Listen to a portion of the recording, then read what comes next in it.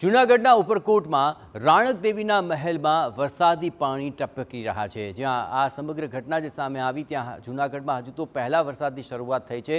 માત્ર 2 ઇંચ જ વરસાદ ખાબક્યો છે। ત્યાં તો ઉપરકોટના કિલ્લામાં આવેલા રાણક દેવીના મહેલમાં પાણી ટપકવા લાગ્યું છે। આ મહેલમાં 3 ડોમ બનાવાયા હતા, જેમાં પાણી પડવાની સમસ્યા ઊભી થવા લાગી છે। ત્યારે કિલ્લાની આવી હાલતને લઈને કોન્ટ્રાક્ટ કંપની સામે સવાલો ઊભા થઈ રહ્યા છે। રાજ્યના રક્ષિત સ્મારક ગણાતા આ કિલ્લાને 1 વર્ષ પહેલાં 75 કરોડના ખર્ચે રેસ્ટોરેશન કરવામાં આવ્યો અને રેસ્ટોરેશનની કામગીરી સવાણી હેરિટેજ કન્ઝર્વેશન કંપનીને આપવામાં આવી હતી।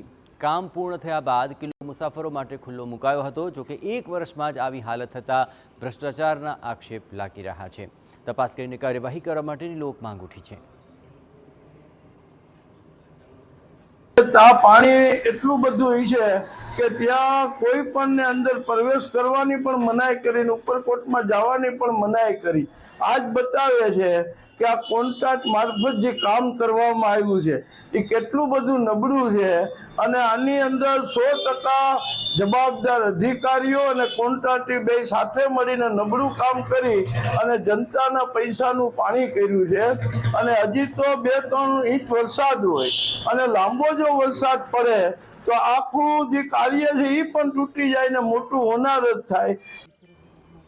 આ મુદ્દે કોન્ટ્રાક્ટ કંપની સવાણી હેરિટેજને સવાલ પૂછાયા તો શું કહ્યું તે પણ આપણે સંભળાવીએ। રાણક મહેલમાં થોડું પાણી ટપક્યું એની અત્યારે જે વાત છે તો પ્રી મોન્સૂન ચેકલિસ્ટમાં જ્યારે અમે ચેક કરતા હતા તો અમને એવું ઓબ્ઝર્વેશનમાં આવેલું કે કદાચ અહીંયા થોડું પાણી ટપકી શકે છે। એના માટે અમે 6 જૂને આર્કોલોજીને એક લેટર લખ્યો છે કે આવી અમને સંભાવના લાગે છે, તો એના માટે ઇનપુટ્સ વગેરે માંગેલા છે, જેની અમે રાહ જોઈ રહ્યા છીએ। બાકી સ્ટ્રક્ચર ઓડિટ તો થઈ ગયું છે, એનો રિપોર્ટ પણ આવી ગયો છે। Structurally everything sound fit fine છે, ફેન્ટાસ્ટિક છે, એમાં કોઈ પ્રોબ્લેમ નથી। અને ગઈકાલે પાણી જ્યારે ટપકતું થોડું ઘણું તો અમે એટલા માટે રાણક મહેલ તો ખુલ્લો જ છે પણ એનો નાનકડો જે ભાગ છે ત્યાં અમે બેરિકેડ મૂવ કર્યું છે કે પ્રવાસીનો આટલો જે સારો એક્સપિરિયન્સ છે એ જળવાઈ રહે એટલા માટે।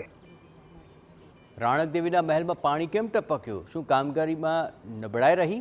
શું ઉપરકોટના કિલ્લાના રેસ્ટોરેશનની અંદર ભ્રષ્ટાચાર કરાયો? આ તમામ સવાલો તો સર્જાયા છે। સાથોસાથ સૌથી મોટો સવાલ એ છે કે જો કોઈ મોટી હોનારત થાત તો જવાબદારી કોની હોત?